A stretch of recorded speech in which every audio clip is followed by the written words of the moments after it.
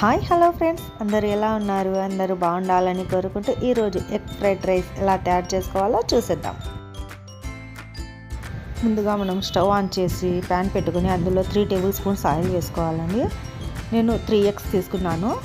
Eggs పగలగొట్టి ఒక బౌల్లో వేసుకున్నాక కాస్త కలిపేసి ప్యాన్లో వేసుకోవాలండి.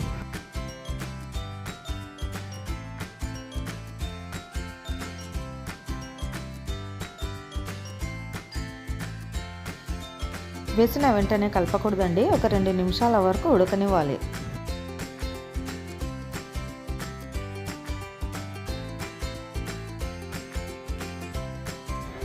ఇలా మెల్లగా కలుపుతూ ఉడికించుకోవాలండి.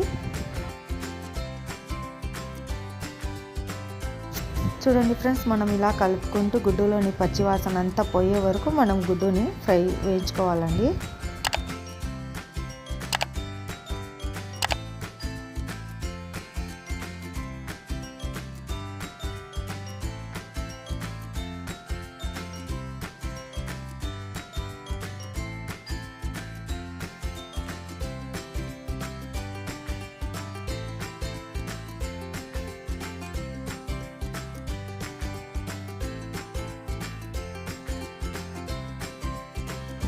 చూడండి ఫ్రెండ్స్, మన గుడ్డు పచ్చివాసన అంతా పోయి బాగా ఫ్రై అయిపోయింది కదండి.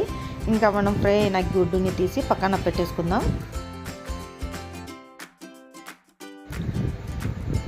మనం మళ్ళీ వేరే ఒక కడాయి పెట్టుకుని అందులో 4 టేబుల్ స్పూన్స్ ఆయిల్ వేసుకోవాలండి.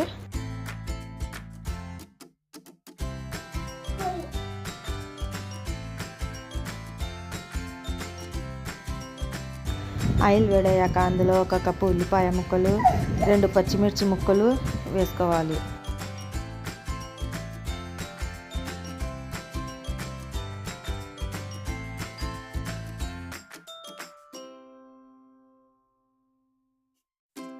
ఉల్లిపాయ ముక్కలు పచ్చిమిర్చి వేయించుకున్నాక అందులో కొన్ని క్యారెట్ ముక్కలు వేసుకొని ఒక 2 నిమిషాల వరకు బాగా వేయించుకోవాలండి.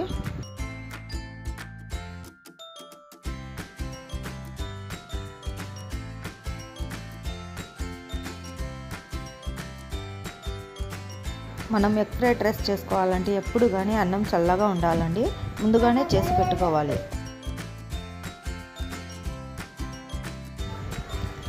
మనం వేయించుకున్న ఉల్లిపాయ క్యారెట్ ముక్కల్లో ఉడికించి చల్లార్చి పెట్టుకున్న అన్నం వేసుకోవాలండి.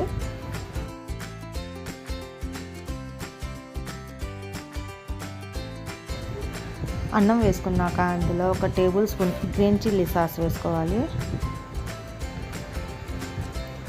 1/2 table spoon pepper powder, 1/2 table spoon chicken masala వేసుకోవాలి. 1 టేబుల్ స్పూన్ సోయా సాస్,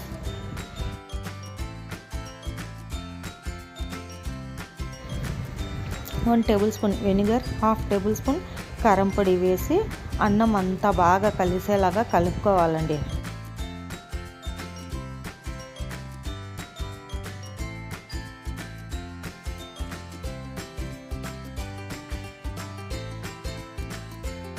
చూడండి ఫ్రెండ్స్, అన్నం వేసేసి ఇలా కలిపినాక మనం ముందుగా ఫ్రై చేసి పెట్టుకున్న గుడ్డు కూడా వేసి బాగా కలుపుకోవాలండి.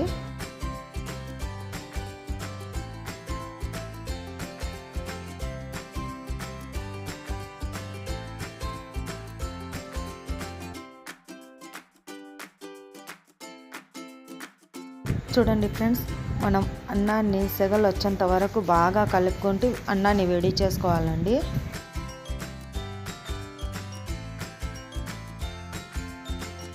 ఇలా వేడి చేసుకున్న అన్నంలో ఇంకా ఫైనల్గా మనం కొత్తిమీర వేసేసి ఇంకా సర్వ్ చేసేసుకోవడమే అండి.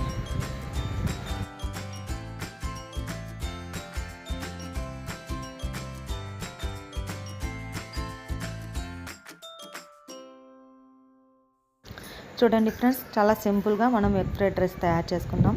మీకు కనుక నా వీడియోస్ నచ్చినట్టయితే లైక్ చేసి, షేర్ చేసి, సబ్స్క్రైబ్ చేయండి ఫ్రెండ్స్. Thank you.